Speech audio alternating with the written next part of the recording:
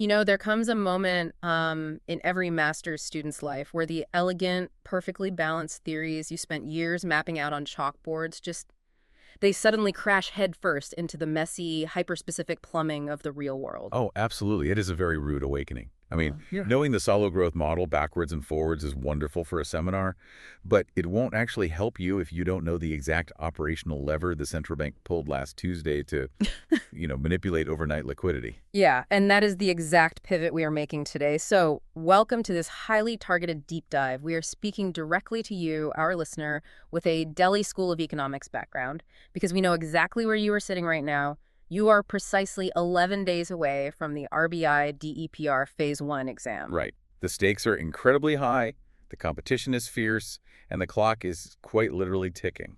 It's time to lock down the exact institutional mechanics that your standard general economics textbooks completely miss. And to do this, we've pulled together a very specific, highly potent stack of source material.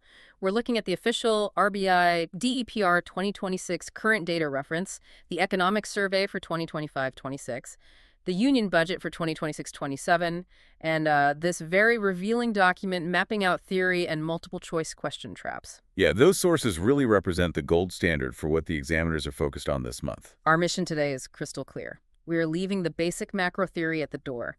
We are going to drill down into the current, up-to-the-minute RBI-specific institutional data as of February 2026.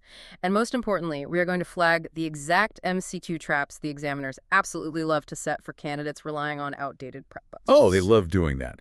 The exam writers know exactly where the historical gaps are, right?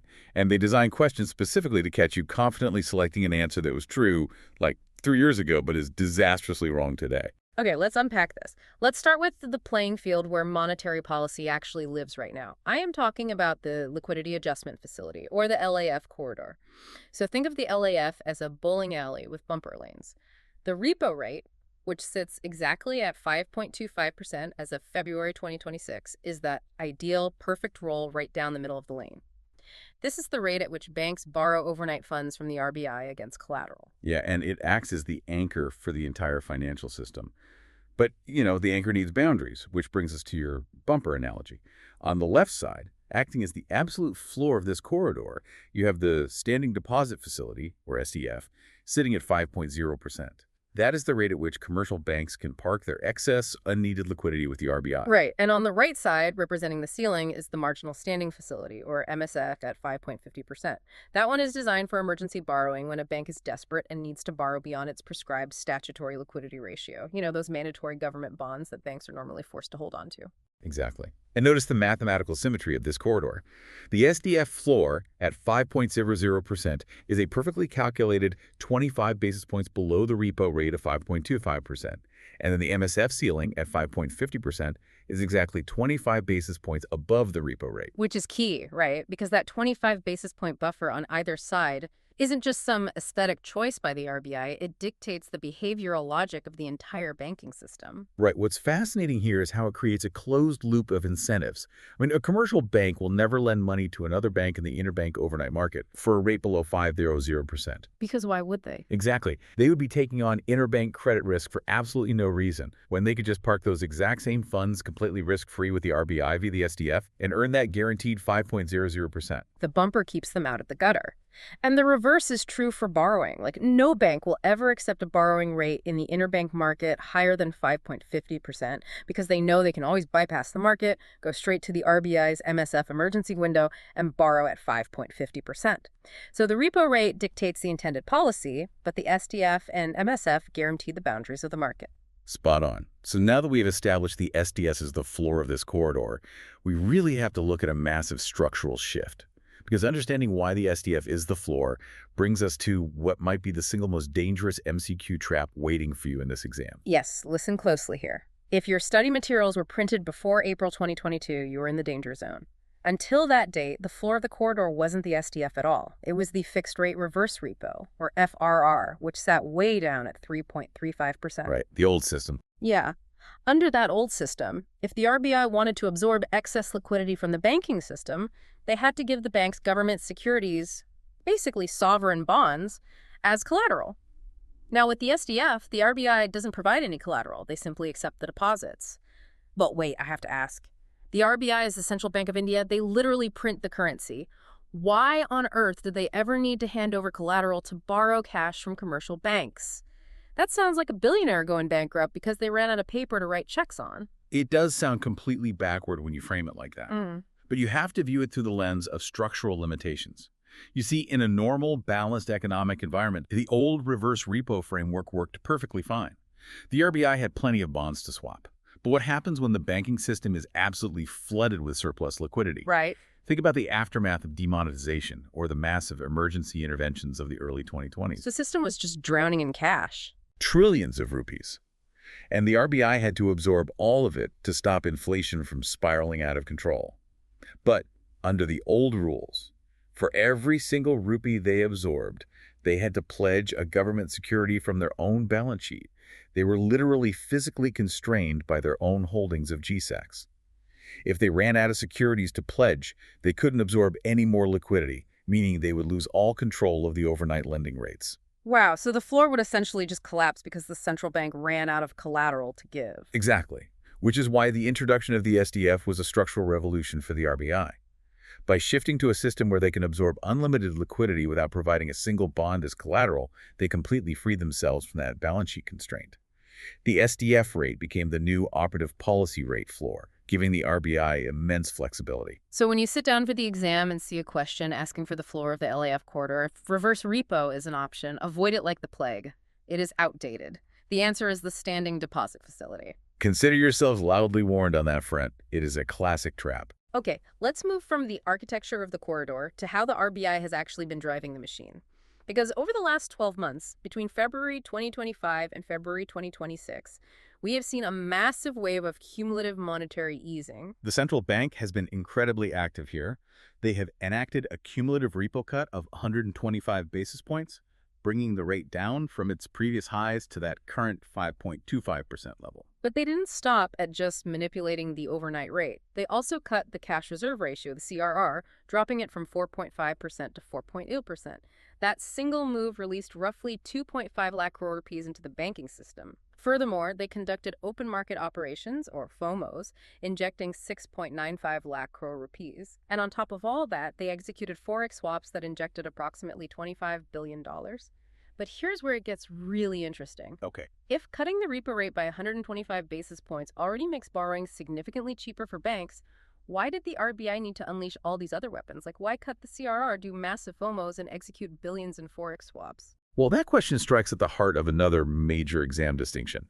It's the difference between temporary and durable liquidity. Right. When the RBI cuts the repo rate or provides funds through the repo window, that creates temporary overnight liquidity. It helps banks balance their ledgers today, but it reverses tomorrow when the loan is due. It's essentially short-term plumbing. So it's basically renting liquidity. You get the cash, but you have to give it back almost immediately. Beautifully put, yes. But if the broader economy fundamentally needs a larger base of money circulating permanently to support long-term credit growth, tweaking an overnight rental rate just isn't going to cut it. That is where the heavy artillery comes in. An open market operation where the RBI outright buys government securities from the open market, injects durable or permanent liquidity. They take the bond off the bank's balance sheet, hand the bank fresh cash, and that cash stays in the system. Okay, so mixing up a repo operation with FOMO is like confusing renting a car for the weekend with buying a fleet of trucks permanently. And the forex swaps operate on a similar durable frequency. In a slightly more complex way, yes. In this specific forex swap scenario, the RBI bought $25 billion from the market. To pay for those dollars, they injected the equivalent amount of rupees into the domestic banking system with a forward commitment to sell those dollars back at a later date. Combine that injection with the CRR cut, which, remember, instantly freed up 2.5 lakh crore rupees that banks previously had to keep locked and useless in the RBI's vaults, and you have a massive systemic injection of durable liquidity. So for the exam, you need to know this. The examiners are going to test if you know which tool does which. Repo operations provide temporary liquidity. OMOs, CRR cuts, and these massive forex swaps provide durable liquidity. Exactly. But, having these massive tools that can inject trillions of rupees is one thing. Unleashing that kind of permanent liquidity is terrifying if mismanaged. Right. Who actually holds the keys to that vault? And what prevents them from just flooding the system to artificially boost short-term growth? Well, that brings us to the Monetary Policy Committee, or the MPC. The structure of this committee is highly specific, and you need to memorize it. It consists of exactly 6 members. 3 are internal to the RBI. That includes the governor, the deputy governor in charge of monetary policy, and 1 officer nominated by the central board. And the other 3? The other 3 are external members appointed directly by the government of India. Their mandate, which was set under the recommendations of the Urjit Patel Committee, is strict. They must maintain consumer price inflation at a target of 4% with a tolerance band of plus or minus 2%. And the government officially renews this target framework every 5 years.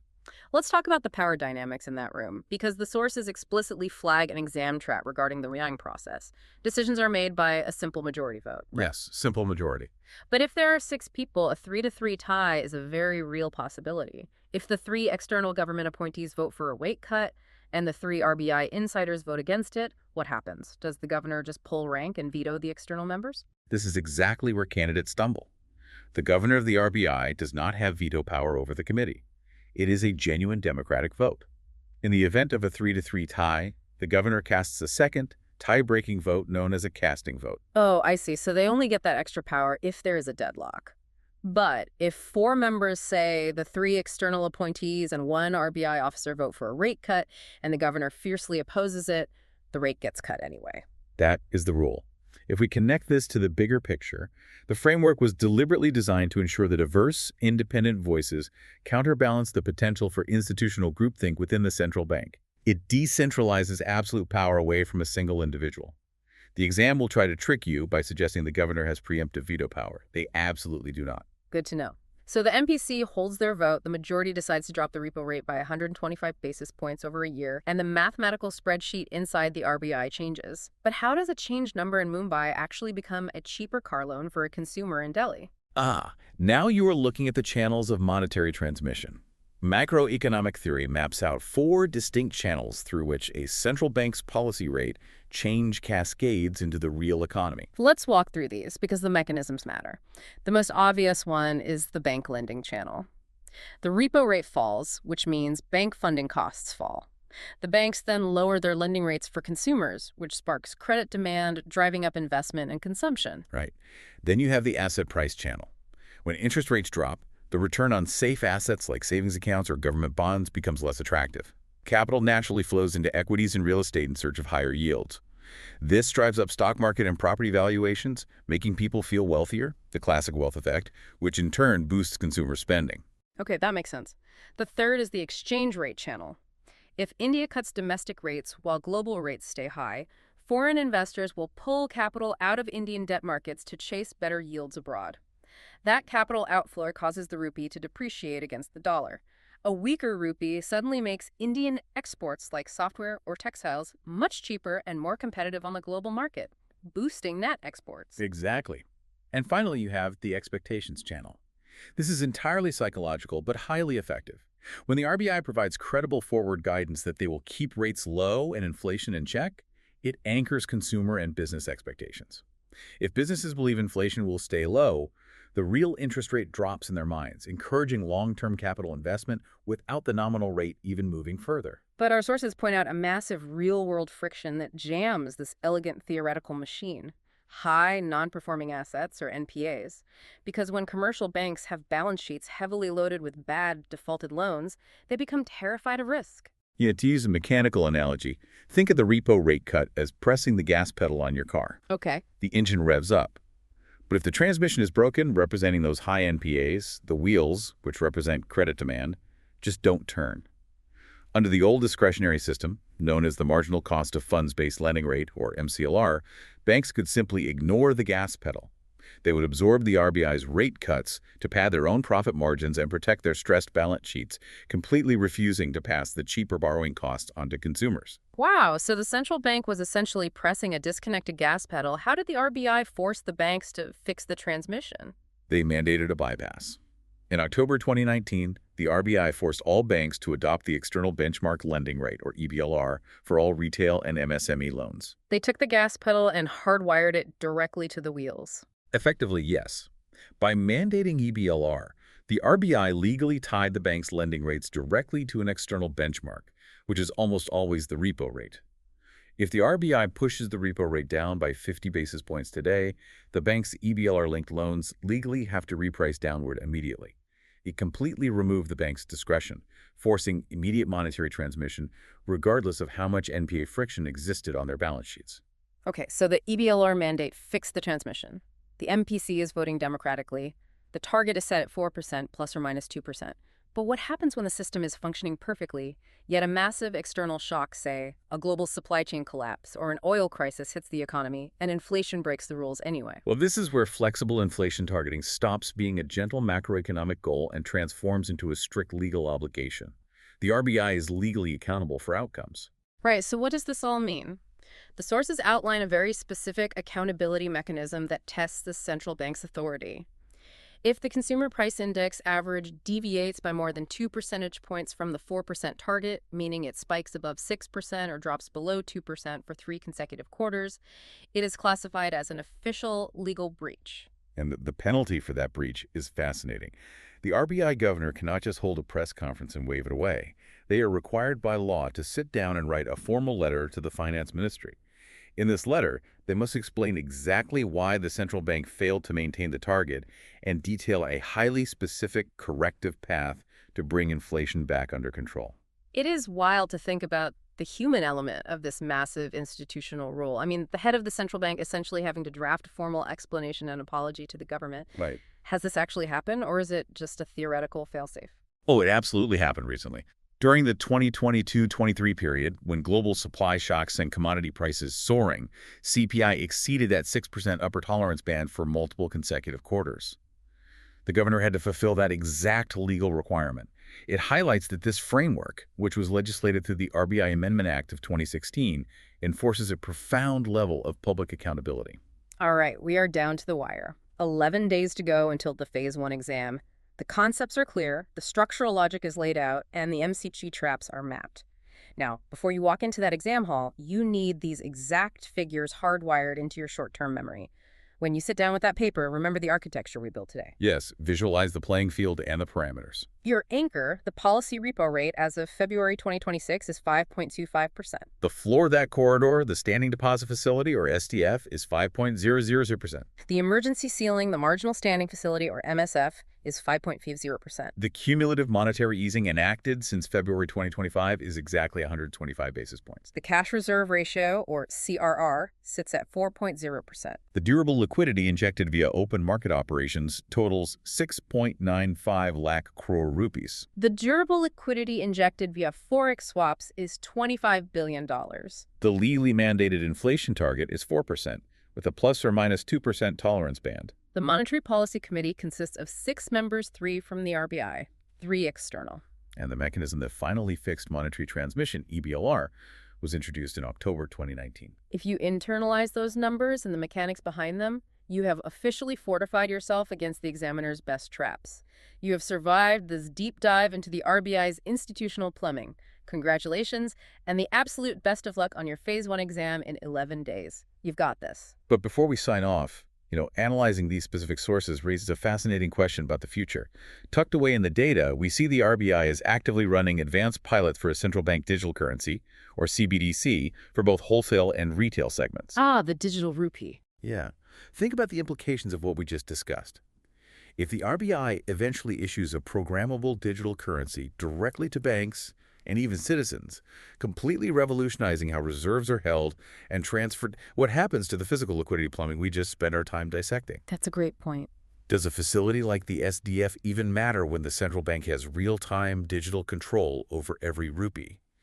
Will a fully implemented central bank digital currency render the current LAF corridor and all its delicate symmetry completely obsolete in just a few short years? It is a massive structural question to ponder. But definitely save that thought until after you ace this exam.